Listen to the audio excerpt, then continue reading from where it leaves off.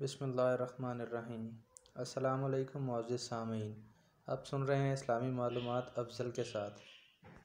آئیے چلتے ہیں ہم اپنی اگلی قسط کی طرف۔ ویڈیو شروع ہونے سے پہلے ہمارے چینل کو لائک اور سبسکرائب ضرور کر دیں، شکریہ۔ تقسیم ہوئی تو آل مناف کے حصے میں سقایا اور رفادہ آیا۔ عبد مناف کے ایک بیٹے کا نام ہاشم تھا، یہ بھائیوں میں سب سے بڑے تھے، قوم میں ہر دل عزیز تھے، مال و دولت سے بھی بہرہ مند تھے، اس لیے یہ دونوں عہدے انہی کو ملے۔ ہاشم بہت درد مند، غریب پرور اور رحم دل انسان تھے، یہی وجہ ہے کہ دادا کی سنت انہوں نے بھی جاری رکھی۔ چنانچہ حاجیوں کے لیے کھانے کا انتظام کرتے، نہ صرف حاجیوں کے لیے انتظام کرتے بلکہ مکہ کے غریبوں کا بھی بہت خیال رکھتے۔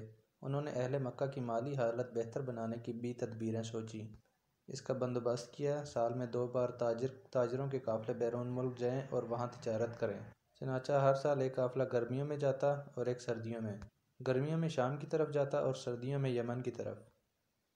انہی نے رومی بادشاہ سے اجازت حاصل کی کہ قریش اس کے ملک میں سامان تجارت لے کر جائیں تو ان سے کوئی ٹیکس نہ لیا جائے۔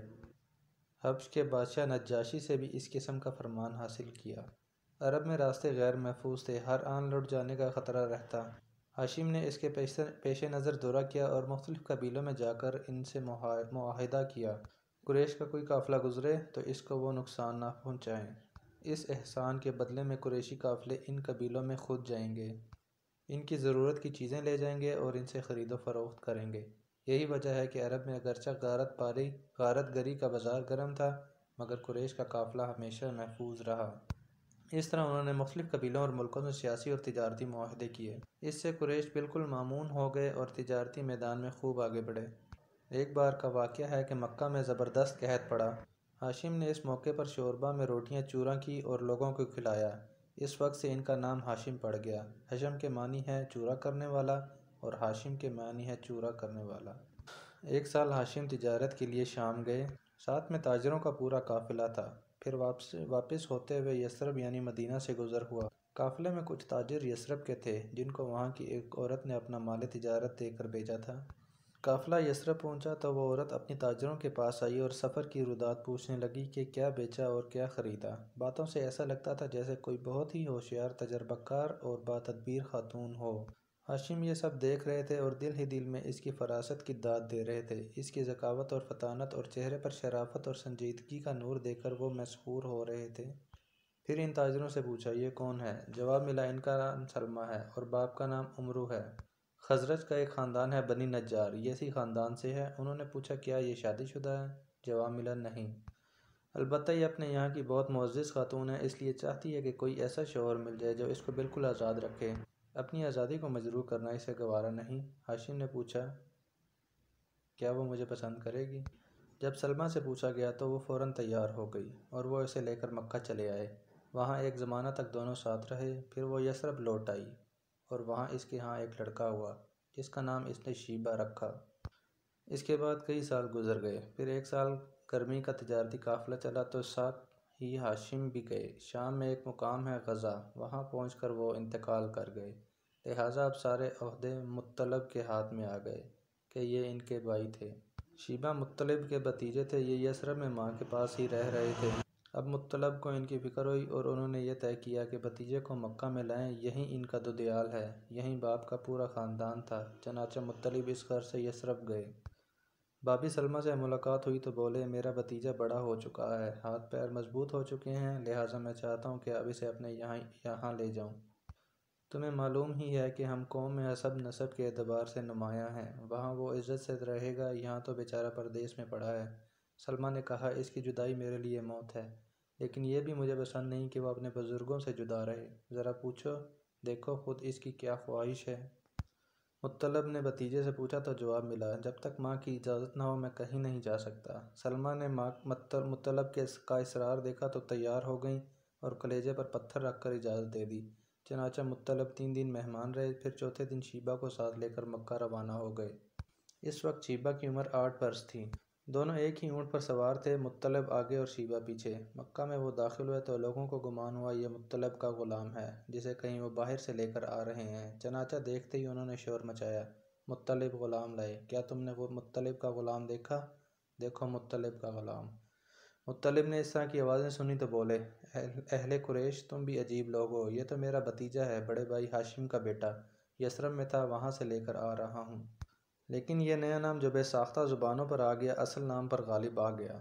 ماں نے ان کا نام شیبہ رکھا تھا اور وہ اسی نام سے مشہور تھے، لیکن اب اصل نام کسی کو یاد تک نہ رہا، اور اسی وقت سے وہ عبد المطلب ہو گئے۔ مطلب کا انتقال ہوا تو عبد المطلب سمجھدار ہو چکے تھے، دست و بازو مضبوط ہو چکے تھے اور جسم میں توانائی آ چکی تھی، اس لیے چچا کا کام انہوں نے سنبھال لیا اور سقایا اور رفادہ ان کے ہاتھ میں آ گیا۔ آبادی میں تو کنویں تھے نہیں، جو کچھ تھے مکہ کے اطراف میں تھے، اور وہ بھی ادھر ادھر منتشر۔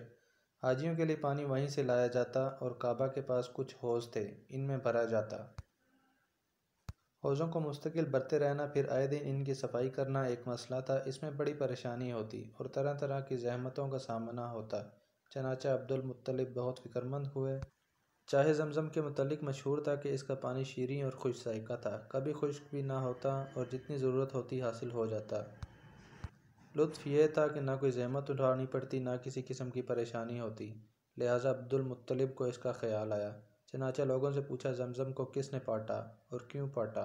جواب ملا، یہاں پہلے قبیلے جرہم کی حکومت تھی، ان کا آخری تاجدار مزاز جرہمی تھا۔